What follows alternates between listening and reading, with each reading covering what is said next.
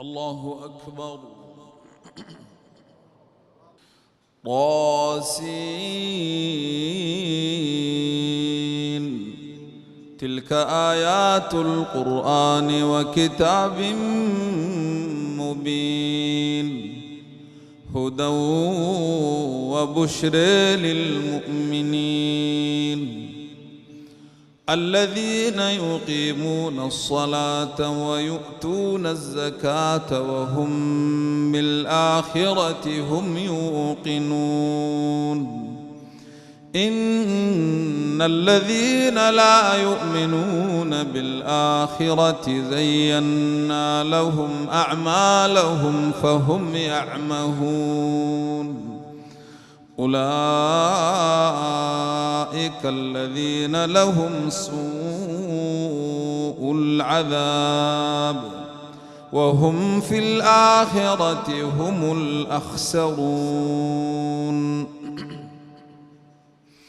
وإنك لتلقى القرآن من لدن حكيم عليم إذ قال موسى لأهله إني آنست نارا سآتيكم منها بخبر أو آتيكم بشهاب قبس لعلكم تصطلون فلما جاءها نودي أن بورك من في النار ومن حولها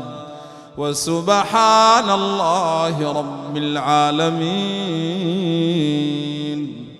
يا موسى إنه أنا الله العزيز الحكيم وألق عصاك فلما رأيها تهتز كأنها جان ولا مدبرا ولم يعقب يا موسى لا تخف إني لا يخاف لدي المرسلون إلا من ظلم ثم بدل حسنا بعد سوء فإني غفور رحيم وأدخل يدك في جيبك تخرج بيضاء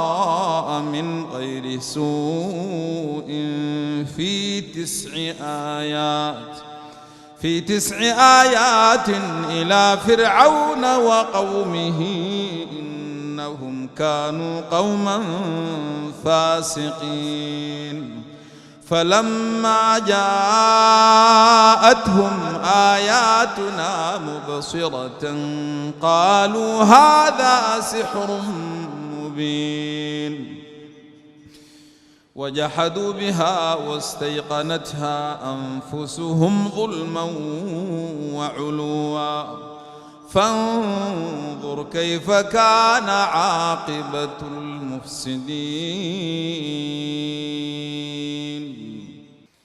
ولقد آتينا داود وسليمان علما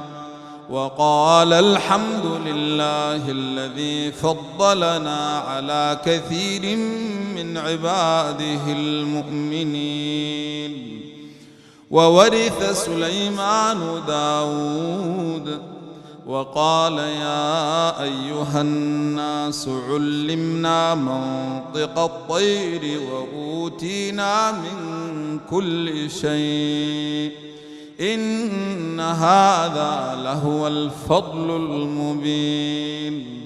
وحشر لسليمان جنوده من الجن والإنس والطير فهم يوزعون حتى